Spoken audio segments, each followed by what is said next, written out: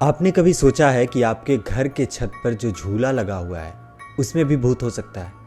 नहीं ना, मैं भी नहीं मानता अगर मेरे आंखों के सामने ये ना हुआ होता। और यकीन मानिए इस वीडियो के एंड तक आप भी मान जाएंगे। नमस्कार, मैं हूं पीयूष सिंह और स्वागत है आपका मेरे चैनल रात के रहस्य में।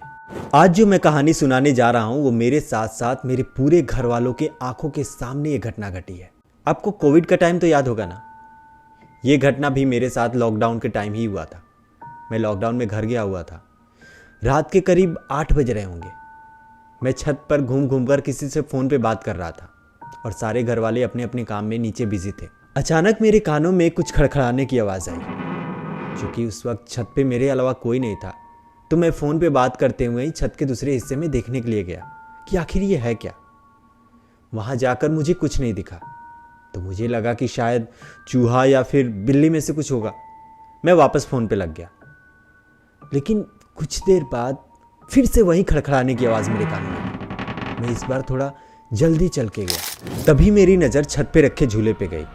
वो झूला जहाँ पे रखा हुआ था वहाँ से 5 कदम दूर खिसक के चला गया था। अब सोचिए, लोहे का झूला जो इतना भारी होता है वो अपने आप खिसक कर 5 कदम दूर चला गया। तो आप देखकर क्या करेंगे?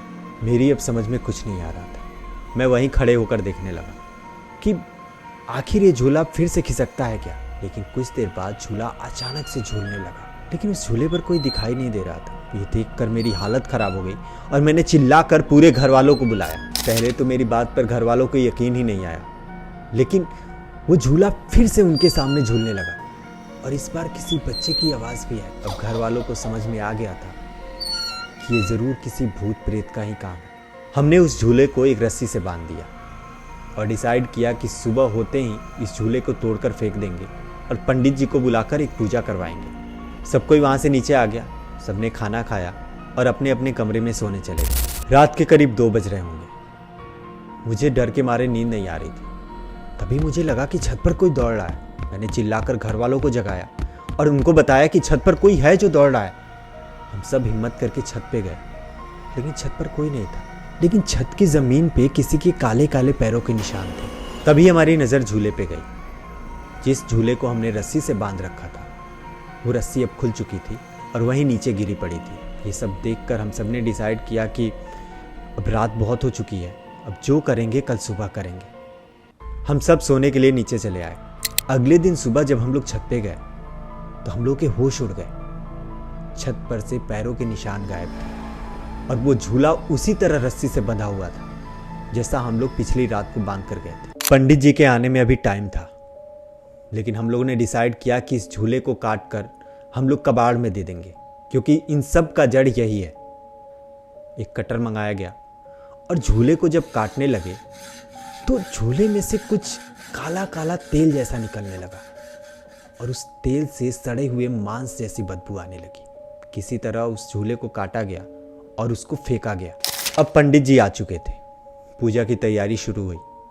पंडित जी ने झूले वाली जगह पे चावल रखकर कुछ पूजा करना शुरू किया और इसके पीछे का जो कुछ भी रहस्य था वो हमें बताया। उन्होंने बताया कि इस झूले पे किसी बच्चे की आत्मा थी। वो बच्चा कौन था ये देखने के लिए किसी छोटे बच्चे को ही आना पड़ेगा। मेरे अंकल का लड़का 7-8 साल का था, तो सबने डिसाइड किया कि उसी को भेजा जाए।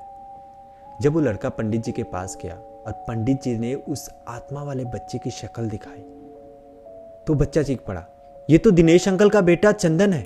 दरअसल चंदन एक बगल के रहने वाले दिनेश चाचा का लड़का था। वो एक छोटा बच्चा था तो हमारे घर पे हमेशा आया जाया करता था और मेरे यहाँ ज़्यादा आने का रीज़न ये झूला भी था।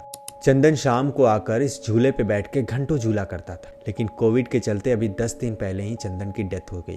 पंडित जी ने बताया कि उसकी आत्मा भटक रही है और क्योंकि उसको झूले से लगाव था इसीलिए वो झूले पे आकर झूल रहा था। हमने और चंदन के घर वालों ने मिलकर उसकी आत्मा की शांति के लिए पूजा पाठ करवाया और तब से लेकर आज तक दोबारा ऐसे देखने को नहीं मिला। तो मिलते हैं किसी और कहानी के साथ अगले हफ्ते। तब तक के लिए इस वीडियो को लाइक करें, शेयर करें और हाँ, इस चैनल को सब्सक्राइब ज़रूर करें। नमस्कार।